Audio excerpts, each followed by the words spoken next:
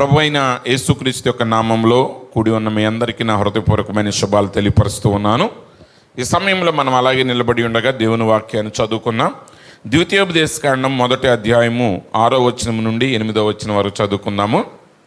ద్వితీయోపదేశకాండము 1వ అధ్యాయము 6వ వచనం నుండి 8వ వచనం వరకు. మన దేవుడైన యెహోవా హోరేబులో మనకు ఎలాగూ సెలవిచ్చెను. ఈ పర్వతమునొద్ద మీరు నివసించిన కాలము చాలును. మీరు తిరిగి ప్రయాణమై అమోరీల మన్యమునకును, అరాబాలోను, మన్యములోను, లోయలోను, దక్షిణ దిక్కున సముద్ర తీరములోనున్న స్థలములన్నిటికీ, కనాను దేశమునకును, లెబానోనుకును, మహానది అయిన యూఫ్రటీసు వరకును వెళ్ళుడి. ఇదిగో ఆ దేశమును మీకు అప్పగించితిని. మీరు వెళ్ళి యెహోవా మీ పితరుడైన అబ్రహాము, ఇస్సాకు, యాకోబులకును వారి తరువాత వారి సంతానమునకును ఇచ్చేదనని నేను ప్రమాణం చేసిన దేశమును స్వాధీనపరచుకొనుడి. ప్రభు ఈ వాక్య భాగమును దీవించునుగాక. ఆమేన్. ప్రార్థన. మహోన్నతుడా, మహాగణుడా, సర్వాధికారి యేసు ప్రభువా, నీకు స్తోత్రాలు నాయన. ఈ సమయంలో ప్రభువా మరి ఒకసారి నీ పాద సన్నిధికి మేము వచ్చి ఉన్నాం తండ్రి. చదవబడిన వాక్యాన్ని బట్టి నీకు వందనాలు ప్రభువా. నాయన, వాక్యాన్ని మేము చదవగలమే కానీ దాన్ని వివరించగలిగిన వారు మీరై ఉన్నారు ప్రభువా. నిశ్చయంగా నీ పరిశుద్ధాత్మ ద్వారా ఈ వాక్యాన్ని మాకు వివరించండి. ఆ వాక్యంలో ఉన్న జీవాన్ని మేము కలిగి ప్రభువా నాయన నీ కొరకు సాక్షులుగా జీవించే కృపను మాకు అనుగ్రహించండి. మహిమ పొందండి. యేసుక్రీస్తు పరిశుద్ధ నామంలో ప్రార్థిస్తున్నాం తండ్రి. ఆమేన్. ప్రభువును రక్షకుడైన యేసుక్రీస్తు యొక్క నామంలో మీ అందరికీ నా హృదయపూర్వకమైన శుభాలు తెలియపరుస్తూ ఉన్నాను. ఈ సమయంలో మనం చదివిన లేఖన భాగంలో నుండి ఒక అంశాన్ని మీతో మాట్లాడాలని నేను ఆశపడుతున్నాను. నా యొక్క అంశం ఏంటంటే వాగ్దాన దేశంలో స్వాస్థ్యం కొరకు పోరాటం చేయుట. ఈరోజు మన యొక్క ఆధ్యాత్మిక జీవితంలో దేవుడు మనకు అనేక వాగ్దానాలు చేసి ఉన్నాడు. అయితే ఆ వాగ్దానాలు వాటంతటికి అవే సులువుగా మన దగ్గరికి రావు. కానీ దేవుడు ఏదైతే మనకు వాగ్దానం చేశాడో ఆ వాగ్దానం చేసిన దాన్ని మనం పొందుకోవాలంటే మనం పోరాటం చేయవలసి ఉన్నది. ఇక్కడ ద్వితీయోపదేశకాండంలో మరి దేవుడు మాట్లాడుతూ ఉన్నాడు. చూడండి, ఆయన ఇశ్రాయేలీయుల యొక్క సంతానంతో చెప్తున్నాడు. ఏమనంటే, మన దేవుడైన యెహోవా మనకు హోరేబులో ఎలాగూ సెలవిచ్చెను. వారు హోరేబులో ఉన్నప్పుడు వారితో దేవుడు ఏమంటున్నాడంటే, మీరు ఇక్కడ నివసించినది చాలు, ఇక్కడి నుంచి మీరు బయలుదేరి వెళ్ళండి. ఇక్కడి నుంచి మీరు బయలుదేరి వెళ్ళి ఎక్కడికి వెళ్ళాలి?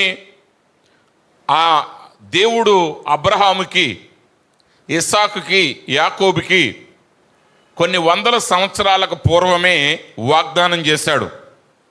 ఏ స్థలాన్ని అయితే దేవుడు అబ్రహాముకి చెప్పాడో, వాగ్దానం చేశాడో, 400 సంవత్సరాల తర్వాత నీ సంతానాన్ని ఐగుప్తులో నుంచి నేను తీసుకొని వస్తాను, వారికి ఈ దేశాన్ని నేను స్వాస్థ్యంగా ఇస్తున్నానని దేవుడు ఏ దేశాన్ని వాగ్దానం చేశాడో ఆ వాగ్దాన దేశం దగ్గరికి వారిని వెళ్ళమంటున్నాడు.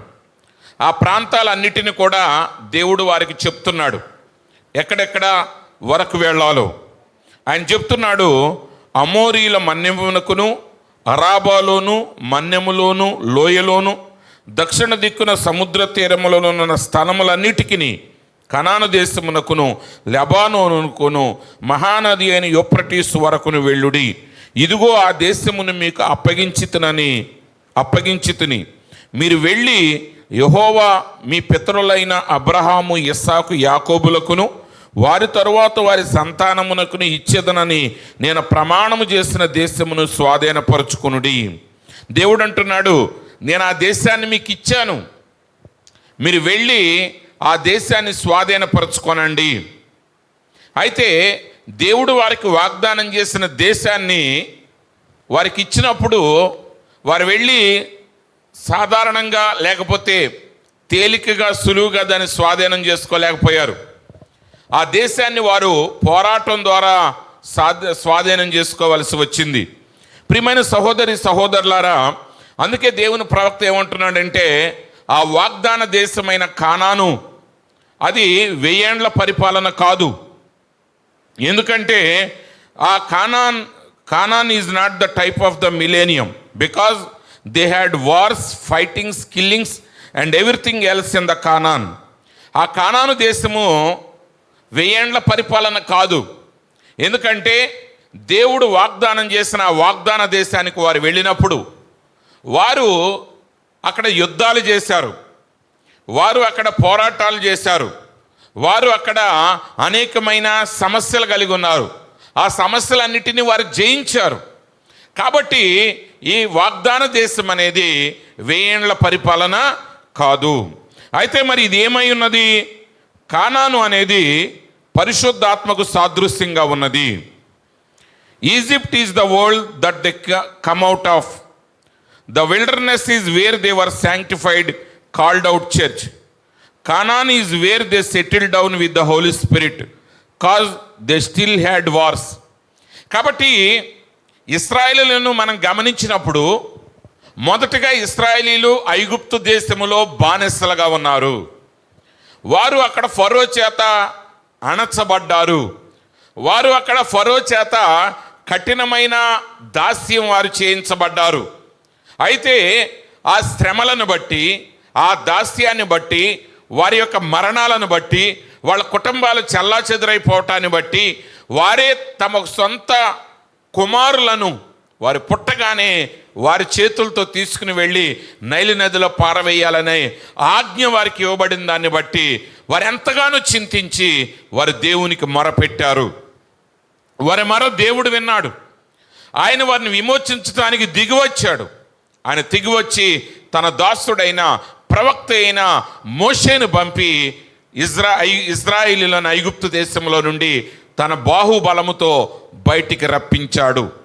ప్రియమైన సహోదరి సహోదరులారా, మనం లోకంలో ఉన్నప్పుడు, పాపంలో ఉన్నప్పుడు, దేవుడంటే ఎవరో తెలియని స్థితిలో మనం ఉన్నప్పుడు, ఈ లోకము యొక్క బంధకాల చేత మనం బంధించబడి ఉన్నప్పుడు, ఈ లోకములో సాతానుడి చేత మనం అణగద్రొక్కబడుచు ఉన్నప్పుడు మన మొర్రను విని దేవాది దేవుడు తన మహిమను విడిచి మానవుడిగా దిగివచ్చాడు. ఆయన మానవుని శరీరాన్ని ధరించాడు. ఎందుకంటే ఆయన పిల్లలమైన మనము కూడా రక్త మాంసములు కలిగిన వారమై ఉన్నాం కాబట్టి ఆయన కూడా రక్త మాంసములు కలిగిన వాడిగా మారవలసి వచ్చింది. ఆయన కల్వరి శిలువలో నీ కొరకు నా కొరకు తన ప్రాణాన్ని పెట్టాడు. మనం పొందవలసిన మరణ శిక్షను ఆయన పొందాడు. ఆయన మనకు బదులుగా మరణించాడు కాబట్టి ఆయన స్థానంలో ఇప్పుడు మనం జీవిస్తూ ఉన్నాం. అయితే ఈ ఐగుప్తు అనేది అది లోకానికి సాదృశ్యం.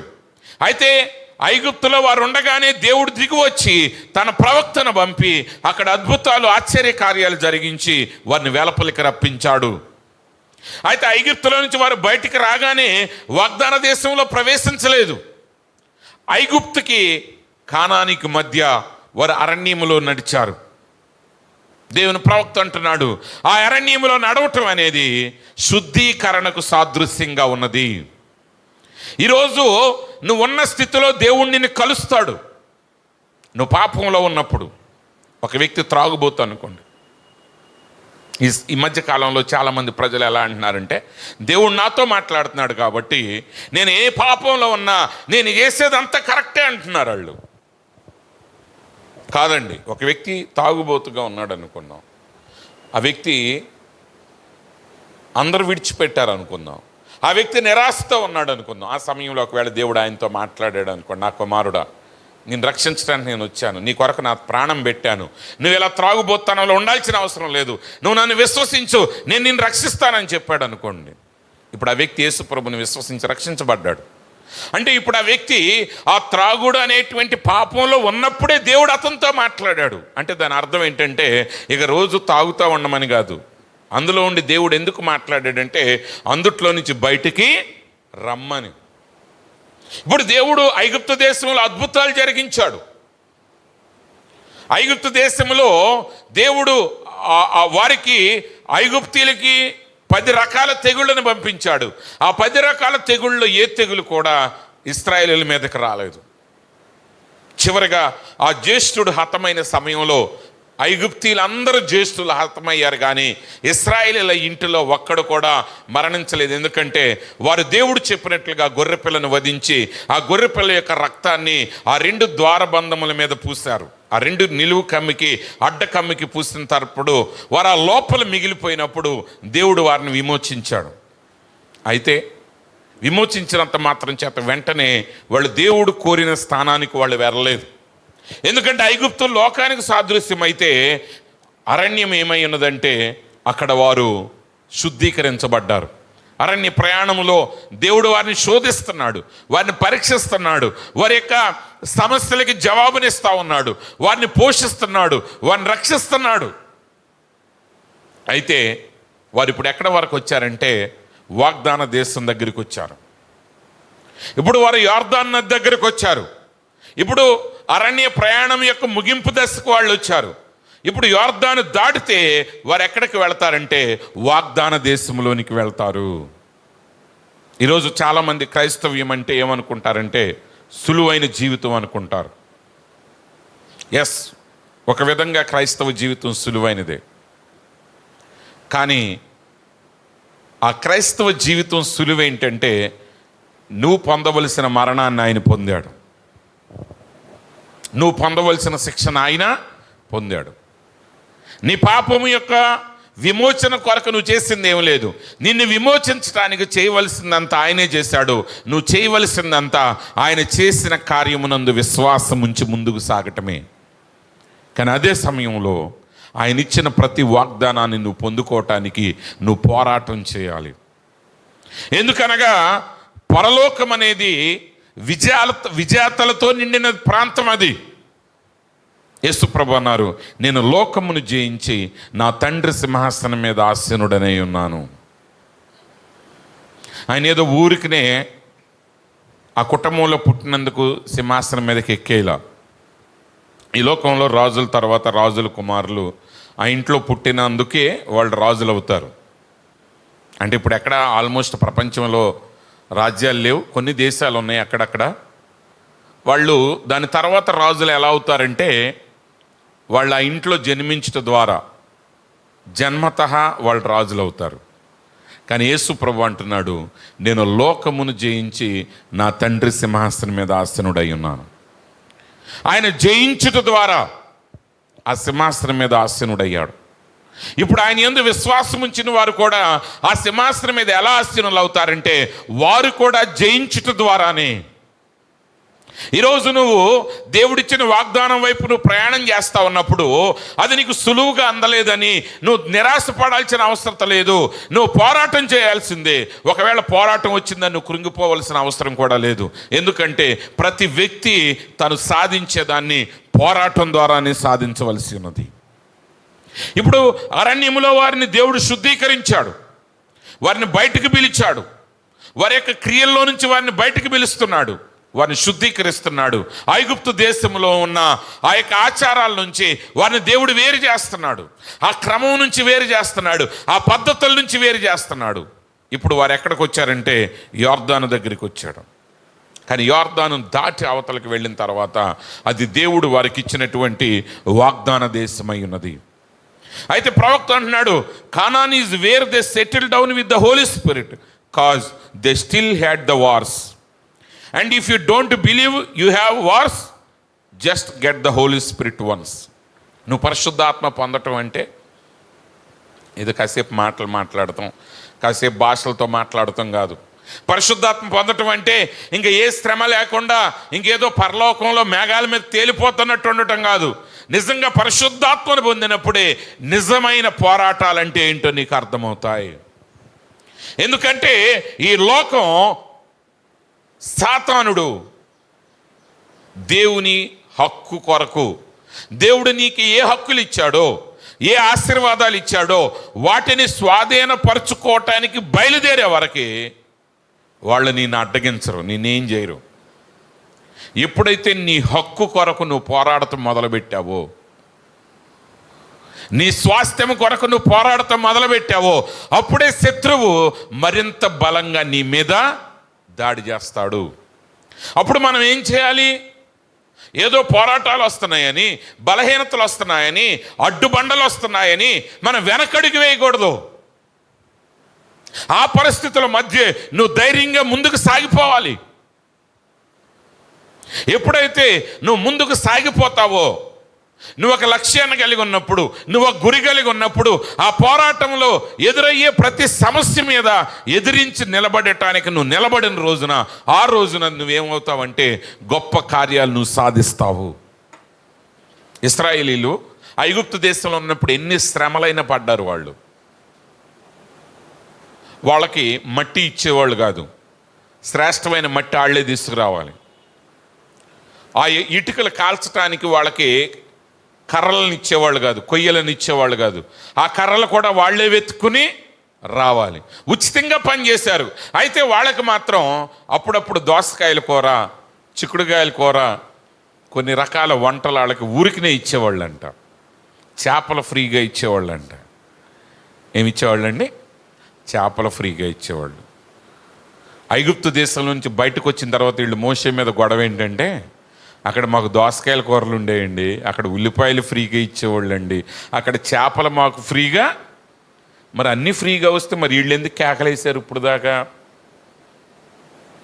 దేవునికి ఎందుకు మొరపెట్టారు అంటే, వీళ్ళు చేసే కష్టం అంతా లెక్కలోకి రావట్లా. వీళ్ళే మట్టి ఎత్తుకుని వస్తున్నారు, వీళ్ళే కష్టపడి ఇటుకలు తయారు చేస్తున్నారు. ఆ ఇటుకలను కాల్చడానికి కావలసిన కర్రని, మరి కొయ్యల్ని వాళ్లే వెతుక్కుని వస్తున్నారు. వీటన్నిటి వెల లెక్కేస్తే వీళ్ళకిచ్చేటువంటి చేపలు, వీళ్ళకిచ్చేటువంటి ఉచిత ఉల్లిపాయలు అసలు లెక్కలోకే రావు. కానీ వీళ్ళకి ఏది మోసే దగ్గరికి రాగానే ఏమంటున్నారు, అక్కడ మాకు ఫ్రీగా వచ్చేయండి దోసకాయలు, అక్కడ మాకు ఉల్లిపాయలు ఫ్రీగా వచ్చేయండి, అక్కడ మాకు చేపలు ఫ్రీగా వచ్చేయండి. చూసారా, ఒక మనిషి వాడి జ్ఞానం లేనప్పుడు వాడు ఎన్ని శ్రమలైన పడతాడు, కానీ వాడికి వెలుగు వచ్చిన తర్వాత ఆ వెలుగును బట్టి వాడు బంధకాల్లో నుంచి బయటకు రావడానికి ప్రయత్నం చేసేటప్పుడు, కొన్ని శోధనలు ఎదురైనప్పుడు మనిషి ఏమనుకుంటున్నాడంటే వెనకటి స్థితే పర్వాలేదు అనుకుంటున్నారు. మన దేశంలో స్వాతంత్ర పోరాట యోధులు ఎంతో త్యాగాలు చేశారు, ఎన్నో లక్షల మంది మరణించారు. వాళ్ళు ఎందుకు అంత త్యాగాలు చేశారంటే ఈ శ్రమలో బంధకాల్లో ఉండి మనము బ్రతకటం కంటే కూడా స్వాతంత్రత కోసం మనం చావండిపోవటమే మంచిదని వాళ్ళు ఎంచారు. కాబట్టి అందునిమిత్తం యేసు ప్రభువు అన్నాడు, ఎవడైతే తన ప్రాణాన్ని కాపాడుకోవాలనుకుంటాడో వాడు దాన్ని పోగొట్టుకుంటాడు, ఎవడైతే దాన్ని నా నిమిత్తం పోగొట్టుకోవడానికి ఇష్టపడతాడో వాడు దాన్ని కలిగి ఉంటాడు. ఒకసారి ఒక పాస్టర్ గారు నాకు ఒక సాక్ష్యం చెప్పారు. ఆ సాక్ష్యం ఏంటంటే, ఆయన ఇంకా అప్పుడు పాస్టర్ గారు అవ్వలేదు, ఆయన విశ్వాసగానే ఉన్నారు. అయితే వాళ్ళ ఇంట్లో ఒక కృతజ్ఞతా కూటాన్ని పెట్టాలనుకున్నారంట. ఒక కృతజ్ఞతా కూటాన్ని పెట్టాలనుకుని ఆ కూడికను పాస్టర్ గారితో మాట్లాడి డేట్ ఏర్పాటు చేశారు. ఒక 20 రోజుల ముందు ఆ డేట్ ఏర్పాటు చేశారు. పలానా రోజును పలానా సహోదరుడి ఇంట్లో కృతజ్ఞతా కూటం, కొంచెం దాన్ని గ్రాండ్గా, అంటే చాలా భారీ స్థాయిలో ఏర్పాటు చేశారు. అయితే ఇంకా కూటిక ఒక 10 రోజులకు వస్తుందనంగా వాళ్ళ తల్లిగారు, అంటే ఆయన ఆ విశ్వాస యొక్క భార్య అనారోగ్యం పాలైందంట. చాలా తీవ్రమైన అనారోగ్యంలోకి వచ్చేసిందంట. రోజు రోజుకి ఆమె పరిస్థితి క్షీణిస్తూ ఉంది. ఇంకా 4 రోజులు ఉందనంగా ఆయన భార్య అలా ఉంది కదా, ఆయన కొడుకు ఆయన కోడలు వచ్చి అన్నారంట, మరి అన్నాడంట, నానా మరి అమ్మ పరిస్థితి రోజుకి దిగజారుతూ ఉంది, మనం మీటింగ్ చాలా పెద్ద స్థాయిలో పెట్టాలనుకున్నాము, మరి ఈ పరిస్థితుల మధ్య ఈ మీటింగ్ మనం ఇలా పెట్టలేము, మరి దీన్ని ఆపివేసి మరి అమ్మ బాగైన తర్వాతే దాన్ని మరలా ఆలోచన చేద్దామని చెప్పాడంట. అప్పుడు ఆయన అన్నాడంట, ఈమెకి జబ్బు రావడానికి గల కారణం ఏంటంటే మనం పెట్టాలనుకున్న కూడికిని ఆపటానికి సాతానుడు ప్రయత్నం చేస్తున్నాడు. ఈరోజు ఈ మీటింగ్ని కానీ మనం ఆపామంటే ఎప్పటికీ సాతానుడిని మనం ఓడించలేం. కాబట్టి ఆయన ఏం చెప్పాడంటే, ఆయన అన్నాడంటే ఆయన కుమారుడితో, ఆమె పరిస్థితి ఏదైనా సరే మీటింగ్ మాత్రం ఆగటానికి వీల్లేదు, మీరు ముందుకే సాగండి అని ఆయన చెప్పారంట. వాళ్ళు అలాగే ఏర్పాట్లు చేస్తున్నారు. ఆమె పరిస్థితి ఇంకా ఇబ్బందికరంగా ఉంటుంది. సరే ఏది ఏమైనా ఆయన అదే విశ్వాసంతో కొనసాగాడంట. మీటింగ్ రేపు అనంగా ఆ రాత్రి వరకే ఆమె వాళ్ళని ఇబ్బంది పెడతానే ఉంది. ఆమె పరిస్థితి భయంకరంగా మారుతానే ఉంది. కానీ అకస్మాత్తుగా దేవుడు అర్ధరాత్రి ఆమెకి సంపూర్ణ స్వస్థతను విడుదలనిచ్చాడు. ఈరోజు ప్రజలు అంటారు, మాకు చూపించండి, మేము దేవుణ్ణి నమ్ముతాం. చూపించిన తర్వాత నువ్వు నమ్మేదేంటి? ఎవడైనా నమ్మి తీరాల్సింది. అందుకే ప్రభు అన్నాడు, నీవు నమ్మిన ఎడల దేవుని మహిమను చూచెదవు. కొన్ని కార్యాలు మీ జీవితంలో జరగాలంటే మన ముందు కార్యాలు సాధించిన వారందరూ కూడా అలాంటి పోరాటాలు చేసే సాధించొచ్చారు. అంటే దాని అర్థం అందరిని మూర్ఖంగా వెళ్ళమని కాదు నేను చెప్పేది. అది దేవుడు ఆయనకి ఇచ్చిన విశ్వాసం. ఆమె అయితే అలా సాధించిన వాడే, అలా పోరాడిన వాళ్లే విజయాన్ని సాధిస్తారు.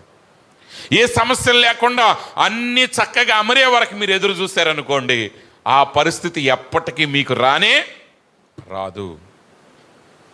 దేవుని కార్యాలు మీరు సాధించాలన్నప్పుడు, మీరు ఒక లక్ష్యాన్ని కలిగి ఉన్నప్పుడు, అది మీరు సాధించాలంటే మీరు పోరాటం చేయాలి. పోరాటం చేయకుండా దేవుని వాగ్దానాలు మీరు పొందుకోలేరు. చాలామంది అంటారు దేవుని చిత్తమైతే దేవుడే ఇస్తాడు. ఎస్, దేవుని చిత్తాన్ని దేవుడు బయలుపరుస్తాడు.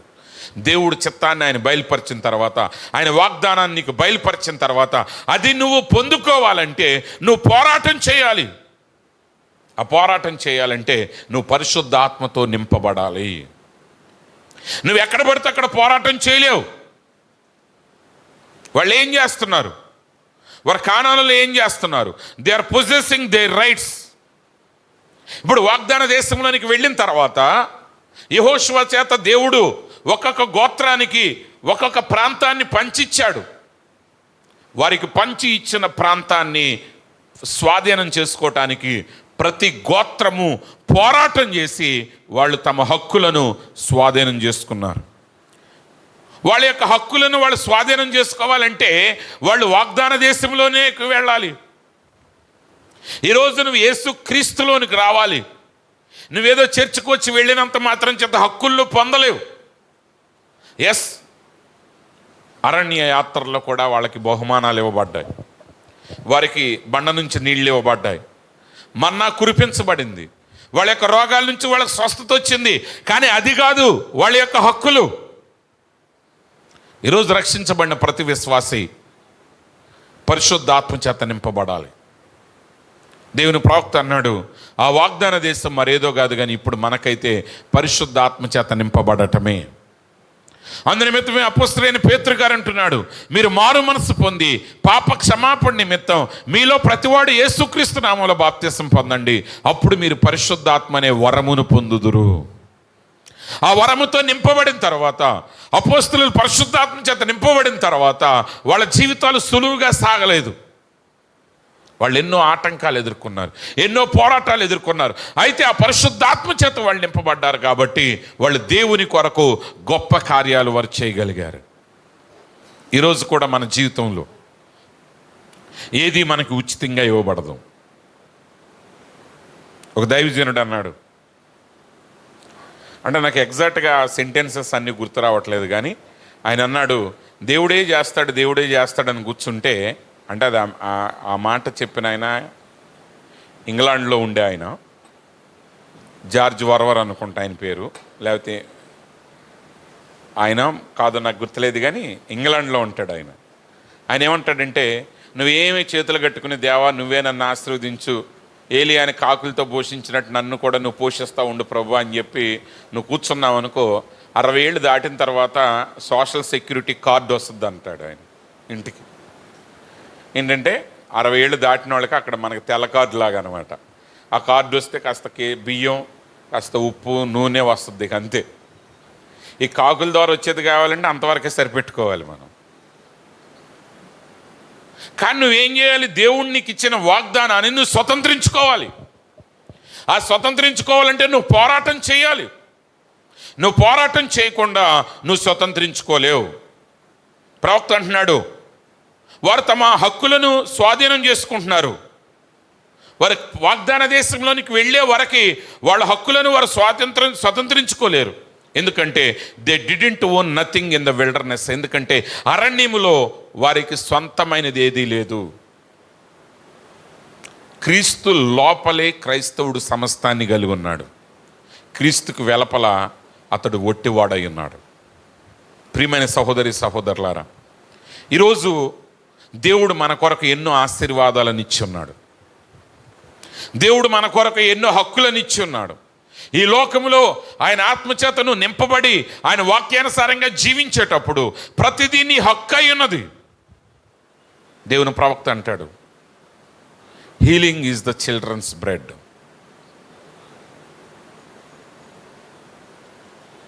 స్వస్థత అనేది పిల్లల యొక్క రొట్టె, అది వాళ్ళ హక్కు. ఈరోజు దేవుడు స్వస్థతని నీ హక్కుగా ఇచ్చాడు, అభివృద్ధిని నీకు హక్కుగా ఇచ్చాడు. దేవుని వాక్య మర్మాలను ఎరుగుట నీకు హక్కు అయి ఉన్నది. ఆయన రూపంలోకి మారుట అనేది నీ హక్కు అయి ఉన్నది. ఆయన కుమారుడిగా కుమార్తెగా ప్రత్యక్షపరచబడటం అనేది నీ హక్కు అయి ఉన్నది. అయితే అవన్నీ నువ్వు పొందుకోవాలంటే నువ్వు పరిశుద్ధాత్మ చేత నింపబడి లోకంతో, శరీరంతో, పాపంతో, లోకం యొక్క క్రమంతో నువ్వు పోరాడి విజయాన్ని సాధించినప్పుడు మాత్రమే అప్పుడు వాటన్నిటిని నువ్వు సాధించగలవు. నువ్వు ప్రతిదానితో పోరాటం చేయాలి. దేవుడు యెహోషువతో అంటాడు, నువ్వు అడుగుబెట్టు స్థలాన్ని నేను నీకు ఇస్తాను అన్నాడు.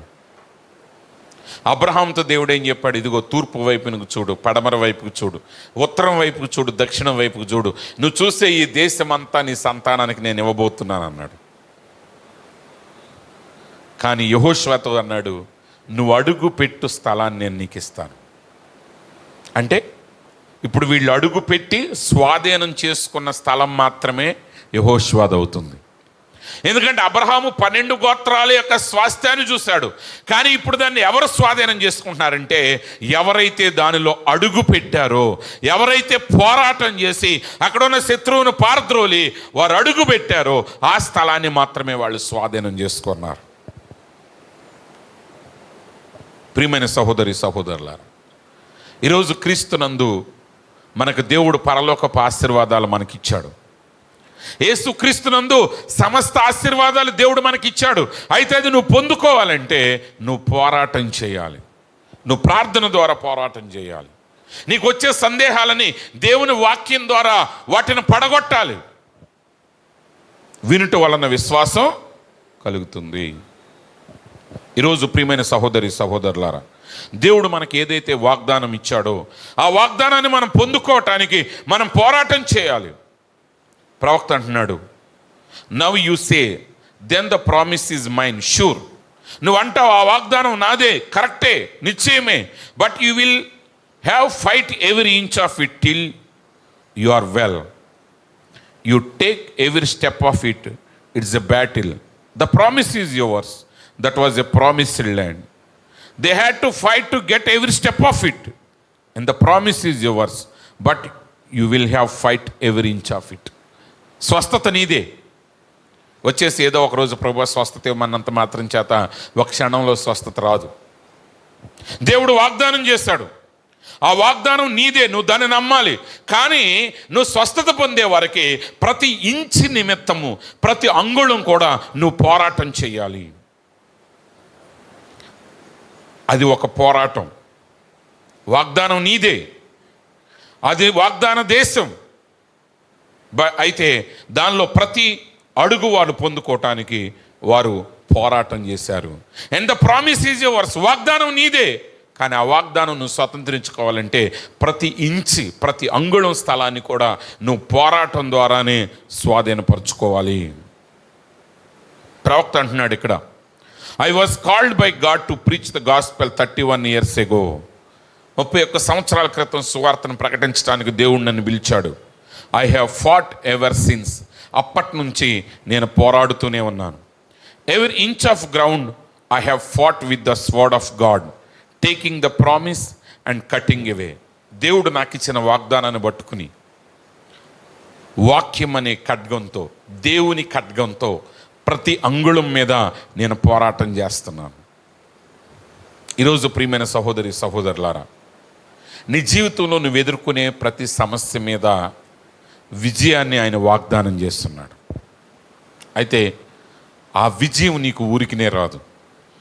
ఎందుకంటే ఆయన పోరాడి సింహాసనం మీద ఆసీనుడై ఉన్నాడు. ఆయన యందు విశ్వాసం ఉంచిన వారు కూడా పోరాడి ఆయన వలె విజేతలుగా పరలోక రాజ్యంలో ఉంటారు. కాబట్టి ప్రియమైన సహోదరి సహోదరులారా, మనం ఏదో నిర్లక్ష్యంగా ఉంటే పని అవ్వదు. దేవుడు నిన్ను ఆశీర్వదిస్తానంటే నువ్వు పని చేయాలి. కరువు కాలంలో దేవుడు అన్నాడు ఇస్సాకుతో, నేను నిన్ను ఆశీర్వదిస్తాను, నువ్వు ఐగుప్తు దేశానికి వెళ్ళాల్సిన అవసరం లేదు. ఇస్సాకు ఉన్న ప్రాంతంలో కరువు వచ్చినప్పుడు ఇస్సాకు అనుకున్నాడు, నేను ఐగుప్తు దేశానికి వెళ్ళి ఈ కరువు తీరే వరకు ఐగుప్తు దేశంలో బ్రతుకుతాను అనుకున్నాడు. కానీ దేవుడు అన్నాడు, నువ్వు ఐగుప్తు వెళ్ళొద్దు, నేను నిన్ను పోషిస్తాను అన్నాడు. అని అన్నసరికి ఇంకా ఇస్సాకు ఇంట్లో కూర్చుని ఎదురు చూడట్ల రథం కోసం. దేవుడు రథం వచ్చి ఆ రథాల మీద నుంచి బియ్యం బస్తాలు దింపుతారు, గోధుమల బస్తాలు దింపుతారని ఎదురు చూడట్ల. బైబిల్ ఏం చెప్తుందంటే ఆ సంవత్సరం ఇస్సాకు విత్తనం వేసి 100 అంతల ఫలితాన్ని పొందాడు. అంటే దేవుడు వాగ్దానం చేశాడు. ఇస్సాకు ఆ కరువు కాలంలో విత్తనం వేశాడు. ఆ కరువు కాలంలో విత్తనం వేస్తూ ఉంటే జనాలు నవ్వుతూ ఉంటారా? నవ్వరండి. అసలు వర్షాలే లేవు, భయంకరమైన ఎండలు, వర్షం వచ్చే పరిస్థితి లేదు. ఆ 2 బస్తాల వడ్లు తీసుకుపోయి భూమిలో వేస్తుంటే చూసేవాళ్ళు అందరికి ఏమనుకుంటారు? ఒరే, ఆ ఉంటే ఇంకొక 10 రోజులన్నా బతుకుతావు, 1 నెల రోజులైనా బ్రతుకుతావు, నువ్వెందుకు పోగొట్టుకుంటావు అన్నారు. కానీ ఇస్సాకు వాగ్దానాన్ని నమ్మాడు.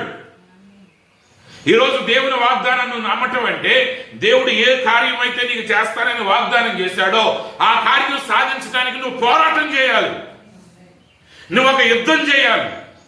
నువ్వు పరిస్థితులన్నీ వ్యతిరేకంగా ఉన్నా వాటన్నిటి మధ్య దేవుడి మాటతో నువ్వు నిలబడి అప్పుడు దేవుడు నీ జీవితంలో కార్యం చేస్తాడు. ఇస్సాకు ఏం చేశాడంటే ఆయనకున్నటువంటి ఆ విత్తనాలని తినేయకుండా ఆ విత్తనాలను నాటాడు. గొప్ప పోరాటం. అయితే దేవుడు ఏం చేశాడంటే ఆయన వాగ్దానాన్ని ఇస్సాకు జీవితంలో నెరవేర్చాడు. ఈరోజు నీ జీవితంలో కూడా దేవుడు వాగ్దానం చేశాడు. అయితే ఆ వాగ్దానం ఆటోమేటిక్గా వచ్చేది నీ దగ్గరికి. ఒక వ్యక్తి అంటాడు దేవుడు పోషిస్తాడని అనుకున్నాడంట. ఎస్, దేవుడు కొన్నిసార్లు అద్భుతంగా పోషించాడు ప్రజల్ని. కానీ అర్థం దాన్ని సోమరులుగా ఉండమని కాదు. ఇశ్రాయేలీయులు 40 సంవత్సరాలు అరణ్యంలో ప్రయాణించారండి. అందుకు మన్నాను కురిపించాడు. ఒక చోట సరదాగా కూర్చునే వాళ్ళు క్రికెట్ మ్యాచ్లు చూస్తా, సినిమాలు చూస్తా కూర్చోవాలి, కబుర్లు ఆడుకుంటే కూర్చోవాలి. వారు ఒక ప్రయాణంలో ఉన్నారు, ఒక పోరాటంలో ఉన్నారు. అందుకు దేవుడు వాళ్ళకి సహాయం చేశాడు. ఆయన ఎప్పుడైతే వాగ్దాన దేశానికి వచ్చారో వారి విత్తనం పంటను కోసారో అక్కడి నుంచి మన్నా కురియటం ఆగిపోయింది. ఒక వ్యక్తి అనుకునేవాడంట దేవుడే పోషిస్తాడు అనుకునేవాడంట. వాడు అడవిలోకి వెళ్ళినప్పుడు అక్కడ అడవిలో ఒక సింహానికంట గాయం తగిలిందంట. దాని కాలు పనిచేయట్లేదంట. ఆ సింహం యొక్క కాలు పనిచేయట్లేదు, అది నడవలేకపోతుంది, అది ఒకే చోట పడుందంట. అప్పుడు ఇంకొక సింహం ఏం చేస్తుందంటేనంట, అది వేటాడి అది తిని కొంత ఆహారాన్ని సింహం దగ్గరికి తీసుకొస్తుందంట. అప్పుడు ఆయన అనుకున్నాడంట, ఈ సింహాన్నే పోషించే దేవుడు నన్ను పోషించగలడని వాడు చెట్టు కింద కూర్చుని ఎదురు చూస్తున్నాడంట. వాడికి ఆహారం రావట్లా, నీరసం అయిపోతున్నాడంట. కొన్ని రోజులు నీరసం అయిపోయేసరికి అప్పుడు అంటున్నాడంట, దేవుడు లేడు, దెయ్యం లేదు అని బాధపడుతున్నాడు. అప్పుడు ఒక పెద్ద మనిషి అట్టు వెళ్తా, ఏంటరా ఆయన ఇక్కడ కూర్చున్నావు, ఎట్టున్నావు అంటే, దేవుడే పోషిస్తాడని నేను అడవిలోకి వచ్చానండి. అంటే ఎలా పోషిస్తాడు దేవుడు నిన్ను? అప్పుడు అన్నాడంట, నేను అడవిలోకి వచ్చినప్పుడు ఒక సింహం కాళ్ళు పని చేయట్లేదు, అది కదలకుండా ఒకే చోట పడి ఉంటే ఇంకో సింహం ఆహారాన్ని తీసుకుని వచ్చి దానికి ఇస్తుంది. అందుకని నేను కూడా అనుకున్నాను, ఆ సింహాన్ని పోషించిన దేవుడు నన్ను కూడా పోషించాలని చెట్టు దగ్గర కూర్చున్నానంటే, అప్పుడు ఆ పెద్ద మనిషి అన్నాడంటే, ఒరే పిచ్చోడా, నువ్వు కూర్చున్న సింహం గురించి ఆలోచిస్తున్నావు కానీ అది తిని లేవలేని సింహానికి ఆహారం తీసుకొచ్చిన సింహం గురించి నువ్వు ఎందుకు ఆలోచించట్లా? ఒకవేళ దేవుడు నిన్ను ఆ సింహం అనే ఉండమన్నాడేమో. కాబట్టి పరలోక రాజ్యం అనేది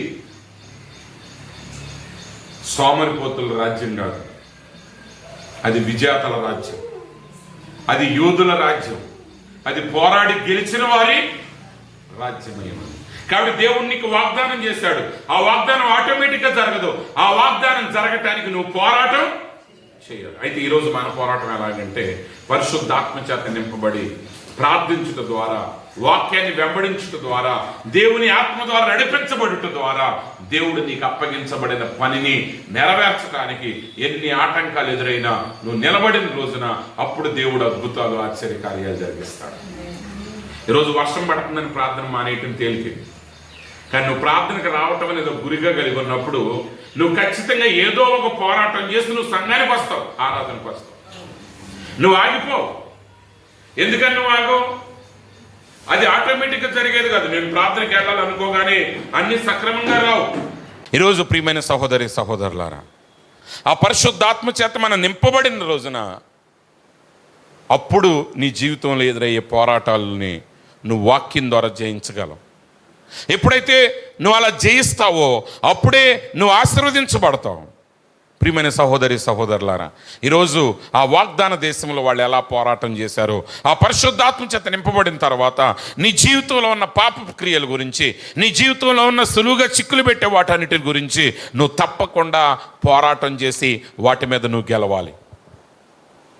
మానవ సహజమైన లక్షణాలు కొన్ని మనలో ఉంటాయి. ఈరోజు చాలామంది ఏమంటారంటే, అండి అది మానవులు. కరెక్ట్ కాదని నేను అనట్లా. మన మంటివారమని ఆయన ఎరిగి ఉన్నాడు. మన మంటివారమని ఆయన ఎరిగి ఉన్నాడు. అందుకనే ఆయన పరిశుద్ధాత్మను మనకిచ్చాడు. అందుకే ఆయన వాక్యాన్ని మనకి ఇచ్చాడు. అందుకే నువ్వు పొరపాటు చేయగానే నిన్ను బద్దలు కొట్టట్లేదు, కానీ ఆయన నీకు వాక్యం ద్వారా హెచ్చరించి మరొక అవకాశాన్ని ఇస్తున్నాడు. ఇప్పుడు నువ్వేం చేయాలంటే నీ పాత అలవాట్ల మీద, నీ పాత లక్షణాల మీద నువ్వు విజయాన్ని సాధించాలి. ప్రవక్త అంటున్నాడు, ఈ చిన్న కొటేషన్ చదివి నేను ముగిస్తాను. No matter how long you have been a Christian, do you still got those little old spirits that talk to you, makes you fly loose, makes you talk about somebody. నువ్వు ఎంతకాలం నుంచి నువ్వు క్రైస్తవుడిగా ఉన్నప్పటికీ ఇంకా ఆ పాత ఆత్మలు నీతోనే మాట్లాడుతున్నాయా? ప్రతి చిన్నదానికి సులువుగా పడిపోవటం, ఎవరి గురించి పడితే వారి గురించి మాట్లాడటం.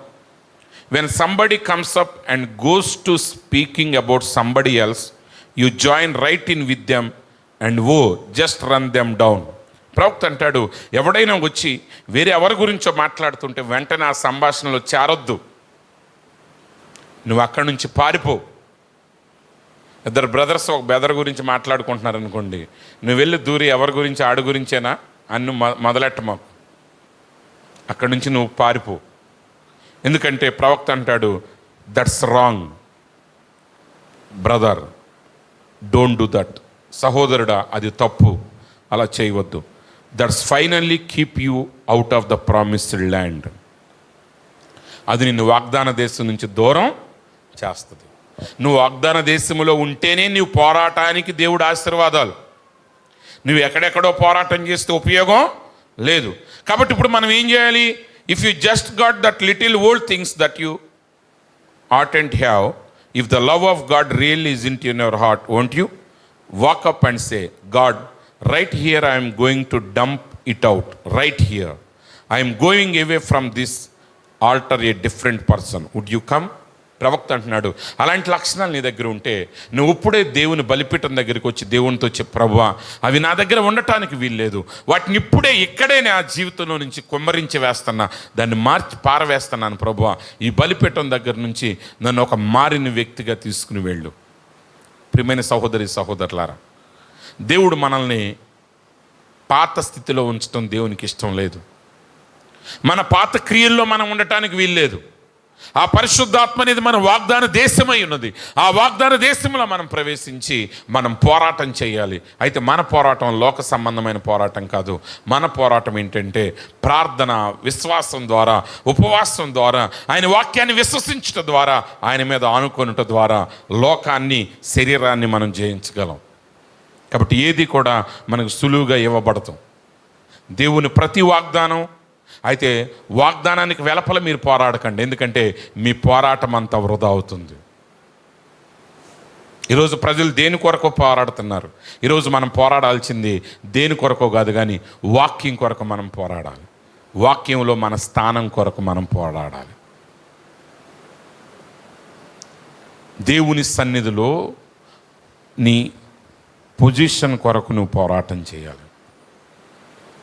నీ స్థానం కొరకు నువ్వు పోరాటం చేయాలి. ఆ స్థానం నీకు ఎవరు ఊరికినే ఎవరు, అది పోరాటం ద్వారా వచ్చేది.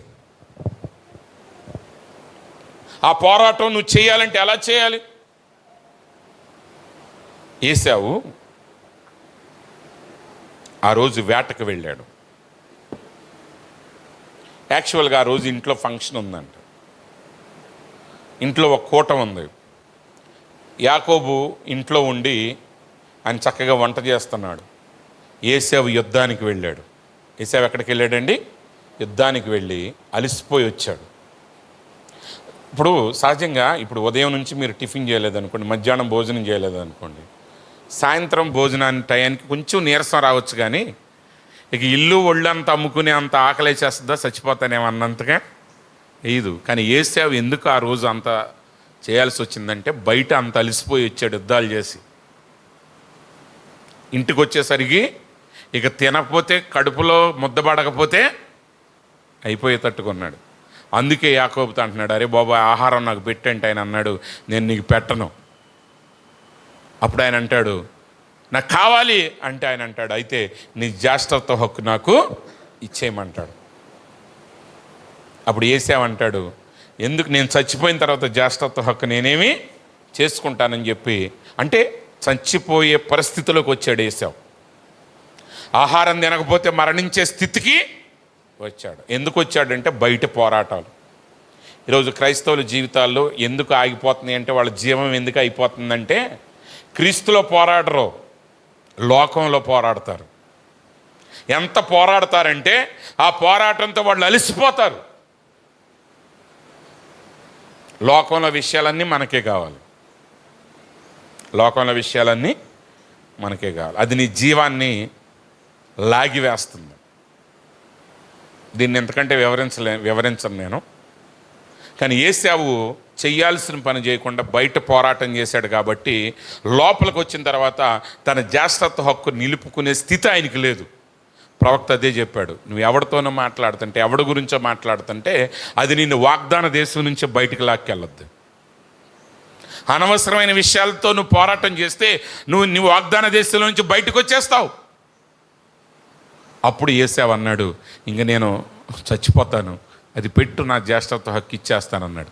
కానీ ఏశావు ప్రశాంతంగా, యాకోబు అయితే ప్రశాంతంగా గుడారంలో కూర్చొని చక్కగా వంట చేసుకున్నాడు. ఆడికి తినకపోయినా ఏం కాదు, 2 పూటలు తినకపోయినా ఏమీ అవ్వదు ఏశావుకి, క్షమించండి యాకోబుకి.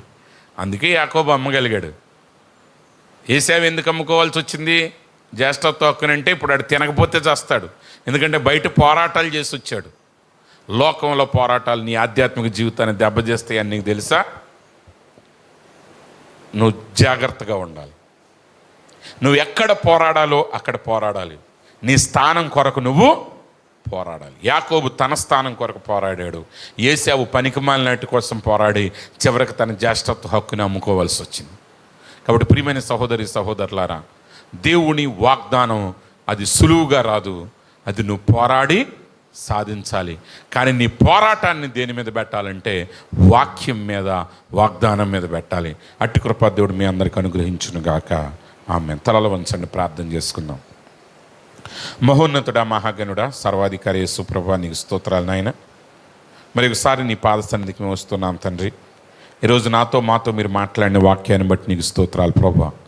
అవును నాయన, నువ్వు అబ్రహాముకి, ఇస్సాకుకి, యాకోబుకి నువ్వు వాగ్దానం చేసావు ప్రభువా.